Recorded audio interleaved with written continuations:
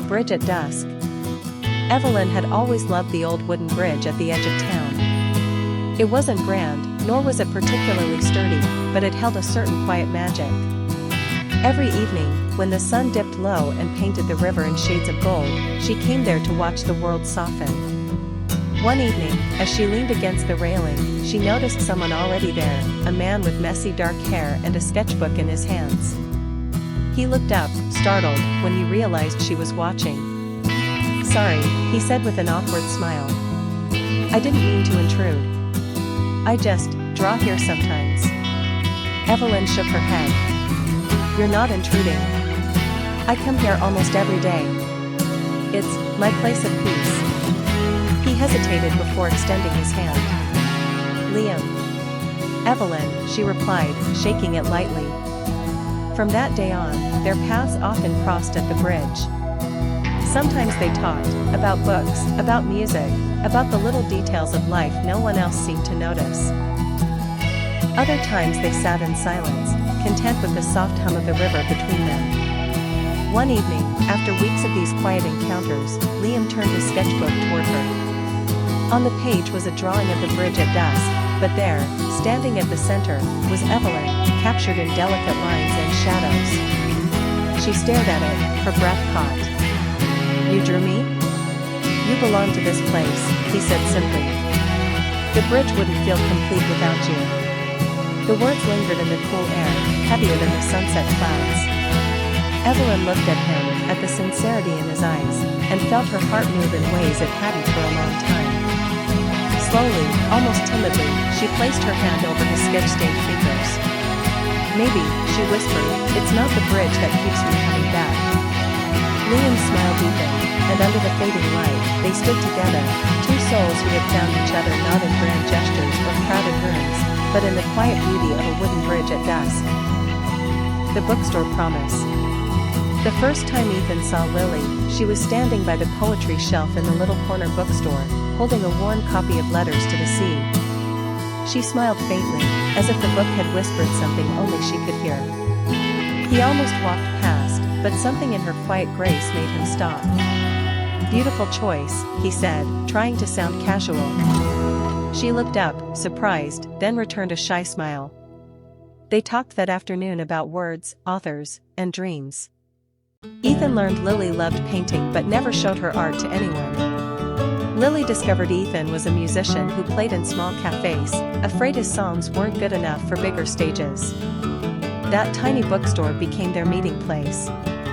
Every Saturday, they'd sit by the window with stacks of books and steaming cups of coffee, sharing pieces of themselves they had never spoken aloud. One rainy evening, Ethan brought his guitar. He played her a song, soft, trembling at first, until her laughter encouraged him. "It's beautiful," she whispered when he finished. "You don't know how much the world needs your voice." She didn't notice her own words mirrored back in his eyes. "And you don't know how much it needs your colors." Seasons changed. Their Saturdays turned into every day, and the bookstore felt less like a place and more like a promise. Ethan sang more confidently at cafes, always searching for her face in the crowd. Lily began painting again, her canvases alive with ocean blues and sunrise golds. One winter night, when snow pressed softly against the glass, Ethan placed a small notebook in her hands. Inside, he had written a song for her, every page filled with verses about laughter, courage, and love. At the very end, a single line waited, "Will you share the rest of your chapters with me?" Her eyes filled with tears as she nodded, words caught in her throat. Instead, she leaned forward and kissed him, sealing the promise in a way no book, no song, no painting could ever capture. The bookstore lights glowed behind them, and for the first time, both of them knew, love had given their voices a home. The last train home. The rain tapped gently against the windows of the nearly empty train. Emma sat by the aisle, clutching a book she wasn't really reading. Her thoughts drifted, heavy with the kind of silence that comes after saying goodbye.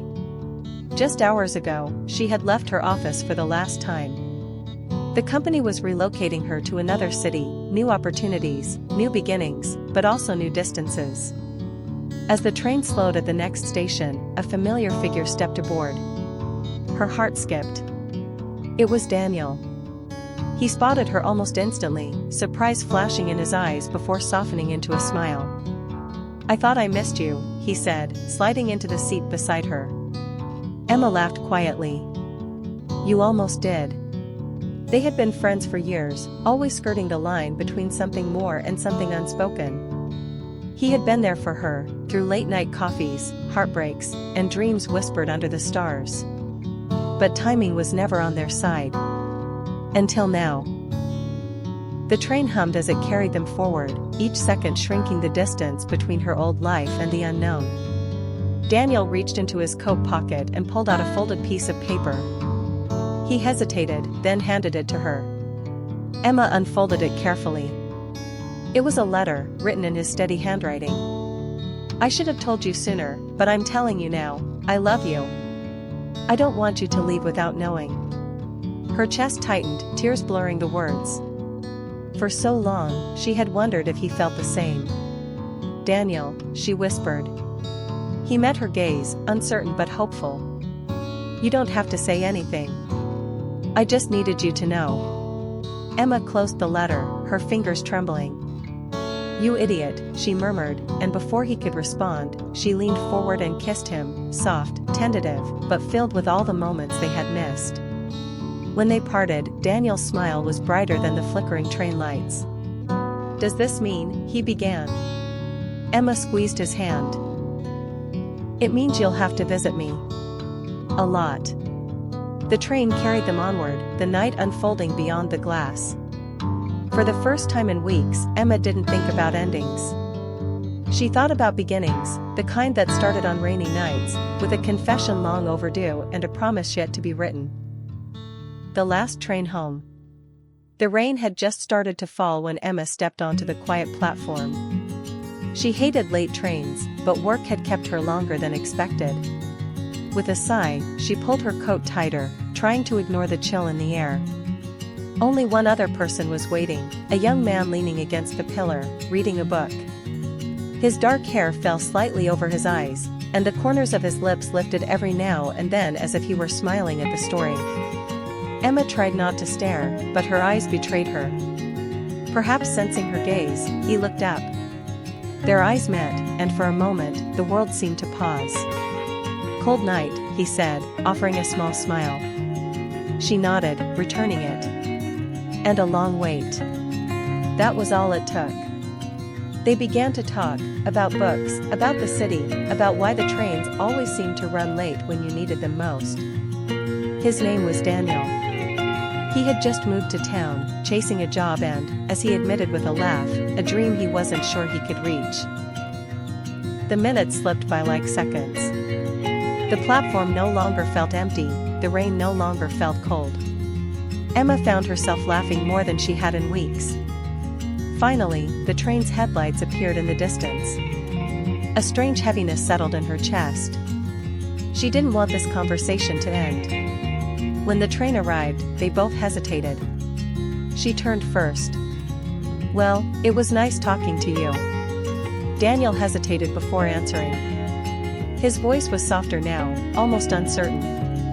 "Emma, would it be too forward if I asked to see you again?" Her heart skipped. She smiled, the kind of smile that comes from relief and hope mixing together. "Not forward at all." He reached into his pocket, scribbled his number on a receipt, and handed it to her just before they boarded. They sat together on the train, shoulders brushing lightly, as if the universe had quietly decided to rewrite both of their evenings. Later, Emma would think back to that night often. The rain, the quiet platform, and the stranger who felt like someone she had been waiting to meet all along. A chance in the rain.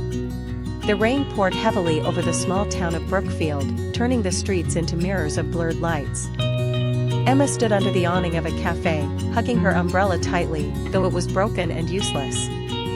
She sighed, watching the waterfall. "Need some help?" a voice asked. She turned and saw a man holding a wide black umbrella. His hair was damp, his shirt clung to his shoulders, and yet his smile was warm. Well, mine's broken," she admitted. "Then share mine," he said simply. Without waiting for an answer, He stepped closer, tilting the umbrella so it covered her. They walked together down the quiet street, their shoulders brushing every now and then. Emma, usually shy, found herself talking easily. His name was Daniel, a teacher at the nearby school. She told him she worked at the bookstore near the square. They laughed at small things, the stubborn rain, the crooked streets, the smell of fresh bread from the bakery they passed. When they reached the bookstore, she paused. "Thank you for walking me." He hesitated, then asked, "Would you like to get coffee sometime? When it's not raining?" Her heart skipped. "I'd like that." Days turned into weeks, and coffee turned into long walks, dinners, and endless conversations. Emma discovered Daniel loved old novels, and he discovered she adored sketching. Slowly, they built a world together, quiet yet full of laughter, simple yet meaningful. One evening, months later, they walked by the same cafe where they had first met. Rain began to fall again. Daniel pulled out his old black umbrella and smiled. "Seems like fate has strange timing," he said.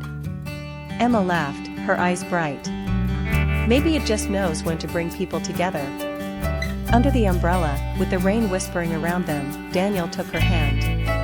"Emma, I don't know what the future holds, but I know I want it with you." She squeezed his hand, her heart steady and sure. "Then let's walk through it together." The rain fell harder, but neither of them noticed. Beneath the umbrella, their world felt safe, and love bloomed quietly, just as it had that very first night.